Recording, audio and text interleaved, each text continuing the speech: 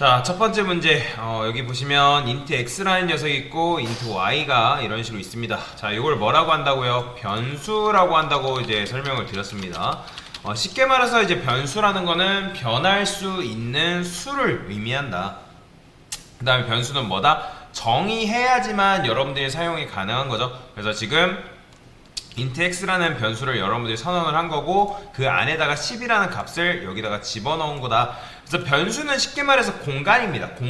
공간이기 때문에 어떤 값을 저장할 수 있는 공간이에요. 그런데 이건 좀 아셔야 되는 게 모든 프로그래밍 언어 통틀어서 변수에다가 값을 2개 이상 넣는 언어는 어디에도 없어요. 무조건 변수에는 값을 하나밖에 저장 못합니다. 몇 개밖에 저장 못한다? 하나밖에 저장 못합니다. 이건 반드시 외우셔야 돼요. 자, 그리고 요 변수명 앞에 요거 이제 변수명이라고 하는데, 자, 변수는 선언할 때 데이터 타입, 그 다음에 여기다가 데이터 타입, 그 다음 변수명 한 다음에 변수 값이 이렇게 위치하게 되거든요. 그래서 요 는을 기준으로 좌측에 있는 건 변수, 우측에 있는 건 변수 값이라 보면 되는데, 요 데이터 타입이 뭐냐에 따라서 여러분들이 들어갈 수 있는 값 또한 제한되어 있다라고 말씀을 드렸습니다.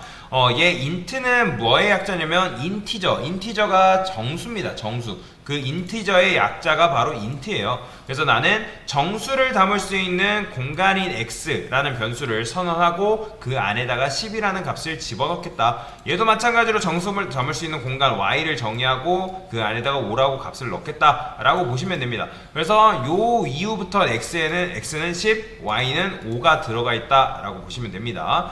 자, 그런데 실행해보면 당연히 5하고 10이 출력이 돼서 나옵니다. 근데 다시 10하고 5가 출력돼서 나옵니다. 자, 보시면 요 x는 제가 뭘로 봐야 된다 했죠? 변수예요, 값이에요? 그죠? 값으로 보셔야 된다고 말씀을 드렸습니다. 얘는 값 10이에요. 값 10. 얘는요?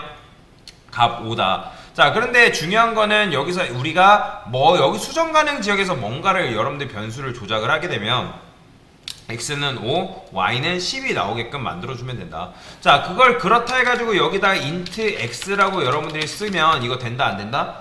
안 된다라고 말씀을 드렸어요. 왜요? 변수는 절대적으로 중복 선언이 금지되어 있습니다. 그러니까 지금 여러분들이 int x라고 이렇게 쓴 거는 중복 선언이죠. 중복 선언. 즉 재정이라고도 하는데 지금 컴퓨터는 자바 컴파일러가 문법 체크라는 걸 하는데, 자, 봤을 때 네가 지금 쓰고 있는 int x가 얘를 말하는 거야, 얘를 말하는 거야. 나는 구분을 못 하겠으니까 네가 알아서 코드 좀 잘 짜라고 뭐라 하는 겁니다. 지금 보면 빨간색 줄이 이렇게 그어져 있죠. id가 뭐라고 하는 거예요. 그럼 컨트롤 1 눌러보면 얘가 해결책을 제시한다고 말씀을 드렸잖아요. 그럼 이미 지금 여기서 navigate to previous declared variable x, variable의 변수인데 요거 이미 있다 라고 뭐라 하는 거예요. 그러면 이제 여러분들이 요 x를 이름을 다르게 할 필요가 있다라는 거죠.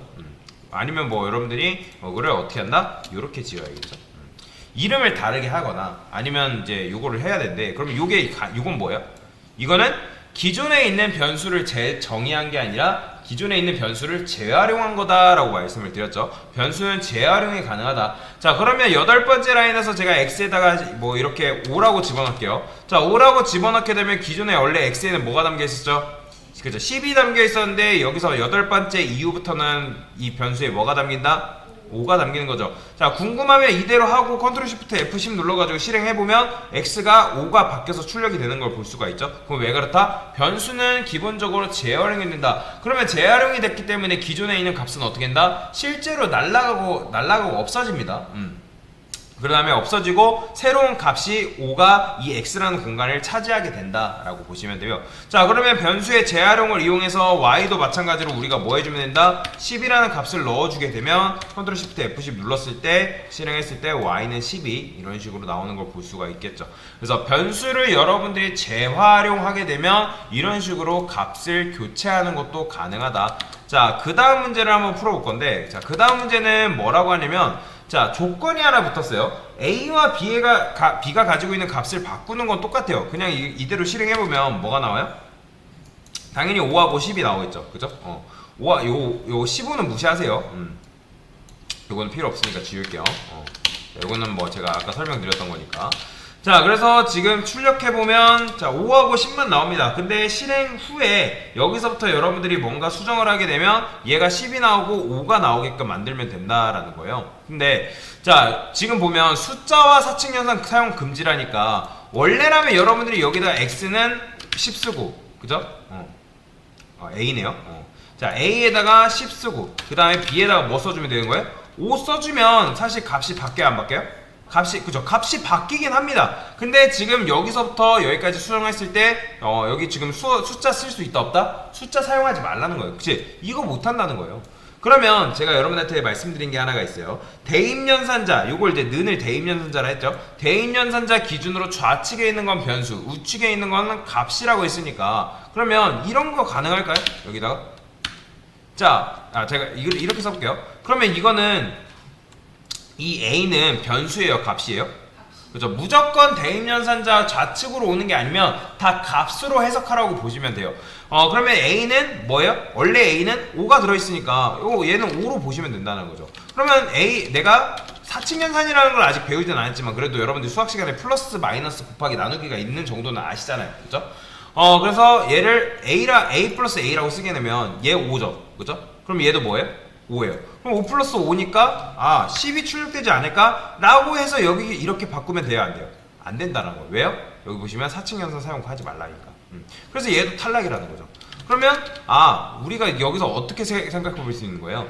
우리가 a를 10이라는 값이 출력돼야 되는데 숫자와 사칙연산을 사용할 수 없는데 이미 10이라는 값을 가지고 있는 녀석이 있죠. 누구? b. 그죠? 그럼 얘한테 뭐 주면 돼요? b를 주면 되는 거예요. 자, b를 주고 그리고 나서 출력을 해보면 b가 10이 돼서 이제 a가 10이 출력되는 걸 볼 수가 있죠. 왜요? 얘는 변수 b예요, 10이에요?